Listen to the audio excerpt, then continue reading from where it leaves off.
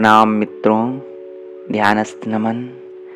आज की चर्चा का विषय है ध्यान के लिए सबसे अच्छा मौसम, अर्थात ध्यान के लिए सबसे अच्छा मौसम कौन सा है। तो जैसा कि परम गुरु ओशो ने बताया है कि ध्यान के लिए कई स्थितियाँ सहायक है।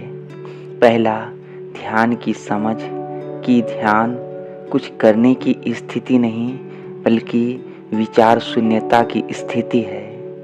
दूसरा, ध्यान में बैठने के लिए शरीर के लिए सुखद स्थिति हो लेकिन बैठने में रीढ़ बिल्कुल सीधी हो लेकिन बगैर किसी तनाव के। तीसरा, कम गुरुत्वाकर्षण।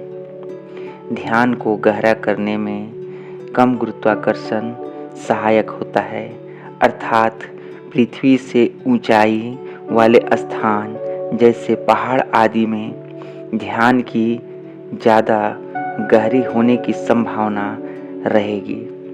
आधुनिक युग में ऊंची बिल्डिंग भी ध्यान की गहराई में सहायक हो सकती है। यही कारण है कि प्राचीन काल में ऋषि मुनि ध्यान के लिए हिमालय या ऐसे ऊंचाई वाले जगहों पर जाया करते थे। चौथी बात, ध्यान के लिए कम तापमान।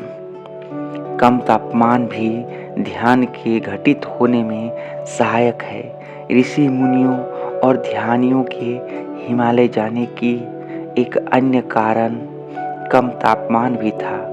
तो चर्चा का मुख्य विषय पर हम एकाग्रचित हों तो समझ सकते हैं कि ध्यान के लिए सबसे अच्छा मौसम ठंड का मौसम है, जिसमें ध्यान की शुरुआत करना सहायक हो सकता है। हालांकि ध्यान सभी मौसम और प्रतिपल की चीज़ है, फिर भी ठंड का मौसम ध्यान को गति देने में ज़्यादा सहायक है। अंत में मित्रों से निवेदन है कि यदि आप ध्यान के तरफ जाने का विचार कर रहे हैं तो ठंड के इसी मौसम में किसी ध्यान विधि को अपनाकर ध्यान की शुभारंभ करें। आज के लिए इतना ही। ध्यानस्थ नमन। प्रणाम।